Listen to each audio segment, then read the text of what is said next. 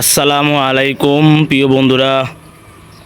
আমাদের সালিয়াকান্দি ইন্দ্রভূষণ উচ্চ বিদ্যালয়ের পরিবার থেকে আরও একটি তাজা পান আল্লাহ পাক উঠিয়ে নিয়ে গেলেন। এই বিদ্যালয়ের আঙ্গিনায়, এই বিদ্যালয়ের মাঠে আর দেখা যাবে না সদ্যহ কবির কাকাকে। বিগত 8টি বছর রানিং চলছে, একসাথে এই বিদ্যালয়ে আমরা রয়েছি।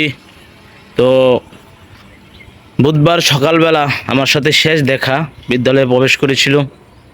তো বন্ধুরা, এই বিদ্যালয়ে কিন্তু আপনার এখনও তালাগুলোতে কবির কাকার হাতের গন্ধ রয়েছে। অনেক ছাত্র বন্ধুরা রয়েছেন যারা সবাই কবির কাকার বন্ধু শুভর লোক ছিলেন, অনেকেই ভালোবাসেন, যা গতকাল ফেসবুকের পোস্ট দেখেই আমরা বুঝতে পেরেছি। এই অফিসে আর আসা হবে না আমাদের কবির কাকার। এই অফিসে তিনি আর প্রবেশ করবে না, তিনি আর প্রবেশ করবে না। আর আলমগীর স্যারকে, হারুন স্যারকে, বদুজ্জামান স্যারকে, আক্তার স্যারকে এবং আরও যারা শিক্ষক রয়েছেন আর কাউকে ডাকবে না। পৃথিবীর লীলা খেলা এমনটাই।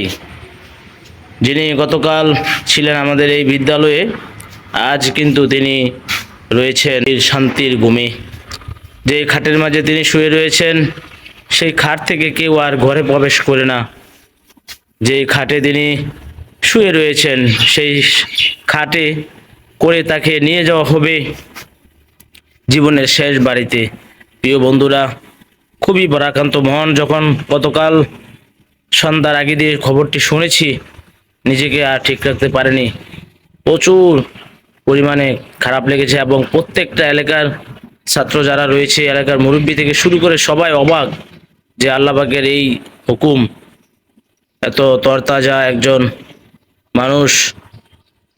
তো বন্ধুরা, আমরা সকলেই দোয়া করব আজকে এই পবিত্র জুম্মার দিন হয়তো তিনি আর আমাদের মাঝে আসবে না, আমাদের দোয়া হয়তো ওনার কাছে গিয়ে পৌঁছিয়ে যাবে। আজকে এই জুমার দিনে আমরা সবাই দোয়া করব আল্লাহ পাক যেন কবির কাকাকে জান্নাতে দান করে, যার হাতের গন্ধগুলো এখনো আমাদের বিদ্যালয়ের প্রতিটি তালাতে রয়েছে। গতকাল বিদ্যালয়ে থেকে যাওয়ার পরেই ওনার বিকেলবেলা হঠাৎ হয়, আল্লাহ ওনাকে জান্নাত দান করুক।